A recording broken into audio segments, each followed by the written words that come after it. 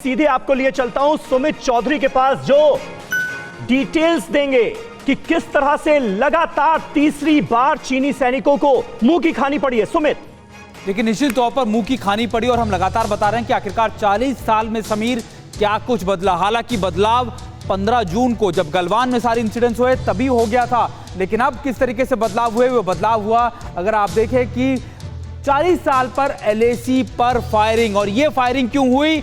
क्योंकि चीनी सेना लगातार हमारे इलाकों में घुसपैठ करने की कोशिश कर रही है। इसीलिए हमने 29 तारीख को कई टैक्टिकल पोजीशंस अपनी चेंज की थी, हमने रीडिप्लॉयमेंट की थी और चीन अभी भी उन रीडिप्लॉयमेंट को लेकर बौखलाया हुआ है। ये एरिया ये समझने की कोशिश कर रहा है। दरअसल हमारे ग्राफिक्स के जरिए हम आपको समझा रहे हैं कि आखिर जिस जगह मैं खड़ा हूं ये वो माउंटेन्स का इलाका है जहां पर चीनी सेना या फिर ये लगातार ये स्कफल जो हो रहा है या फिर ये लगातार क्लैशेस जो हो रहे हैं वो इन्हीं एरियाज के अंदर हो रहे हैं। चीनी सेना या फिर आप कह सकते हैं कि भारतीय सेना इस तरफ है और भारतीय सेना लगातार चीन की सेना को रोकने की कोशिश कर रही है। और ये रोकना इसलिए क्योंकि दोबारा से 7 तारीख को इन इलाकों में चीन की सेना ने घुसपैठ करने की कोशिश करी।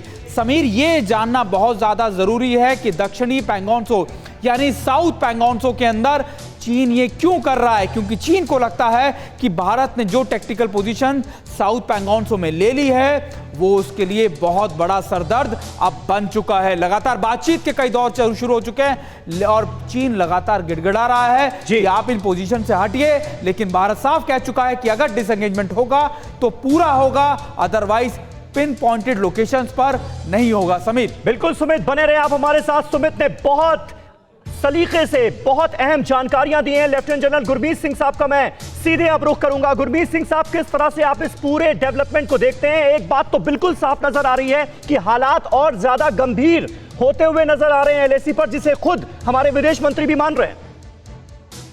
सुनील जी, आपने बिल्कुल ठीक कहा। जो स्थिति है उस पे जो तनाव है वो बहुत गंभीर है और अभी स्थिति बिल्कुल बदल चुकी है। देखिए, ये तीसरी बार है जबकि चाइना ने और PLA ने धोखा दिया है, ट्रेचरी किया है।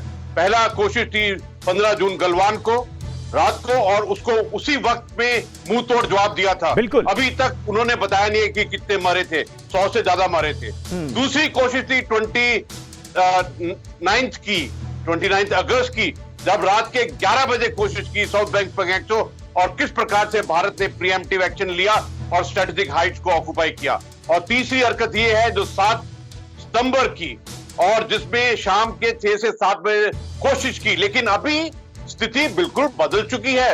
अभी टैक्टिकल ऑपरेशनल सीन है और अभी ये जो PLA जो वेस्टर्न थिएटर कमांड और ग्लोबल टाइम ने कहा है कि अपना जो उन्होंने व्यक्तित्व रखा है वो बिल्कुल झूठ है, प्रोपेगेंडा है। चाइना, PLA और ग्लोबल टाइम बस मीडिया वॉर और प्रोपेगेंडा वॉर में ही विश्वास रखता है और उसके तत्व भी गलत हैं। ये 40 साल नहीं, 1975 में तुलुंगला वेस्टर्न कामेंग इलाका के अंदर में चाइना ने फायरिंग की थी तो 3 हमारे जो असम राइफल के जवान है वो मार्टियर हुए थे। और उसके बाद में 1986 सुमद्रांगचू में हमने वार्निंग शॉट किया था और उसको लेकर हो गए 34 साल और जो बात मैंने तुलुंगला की बोली वो 45 साल। और बड़ी बात ये है कि 1967 ठीक है, बिल्कुल बिल्कुल। गुरमीत सिंह साहब, आप कह रहे हैं 1975 में इस तरह से फायरिंग हुई थी, यानी उस हिसाब से देखा जाए तो 45 साल हो जाते हैं। लेफ्टिनेंट जनरल VK चतुर्वेदी साहब हमारे साथ मौजूद हैं। चतुर्वेदी साहब, आप किस तरह से इस स्थिति को एनालाइज करेंगे? क्योंकि एक होता है आमने सामने आकर गोली चलना, जिसमें दोनों तरफ के कुछ लोगों को कुछ नुकसान हो, कुछ लोग मारे जाएं, कुछ लोग घायल हो, लेकिन इस बार क्या हुआ है? इस बार हुए हैं वार्निंग शॉट्स चले हैं, वार्निंग शॉट्स फायर किए गए, यानी हवाई फायरिंग हुई है, सिर्फ ये बताने के लिए कि रुक जाओ वरना आगे बढ़ोगे तो हम क्या कर सकते हैं। अगर आप इस स्थिति को और समझा पाए सर। समीर, चाइना अपना विश्वास खो चुका है ना भारत के प्रति, विश्व में उसका विश्वास करने वाला अब कोई नहीं बचा, शायद पाकिस्तान और नॉर्थ कोरिया को छोड़ के। और इसी की वजह से कल जब शाम को ये साउथ पैंगोंग त्सो में ये हादसा हुआ है, इंडिया ने उनको वार्निंग दी, मेगाफोन पे बताया कि आप गलत हमारे एरिया में आ रहे हैं, आप यहाँ से वापस जाइए।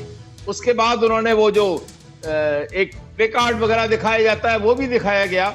उसके बावजूद जब वो नहीं माने हैं तब उन्होंने वार्निंग शॉट दिया और ये हमारी एक दृढ़ निश्चय को कि हम अपने एरिया में, हम अपनी टेरिटरी के अंदर किसी भी आदमी को जो कि हिंदुस्तान का नहीं है उसको नहीं आने देंगे। बिल्कुल।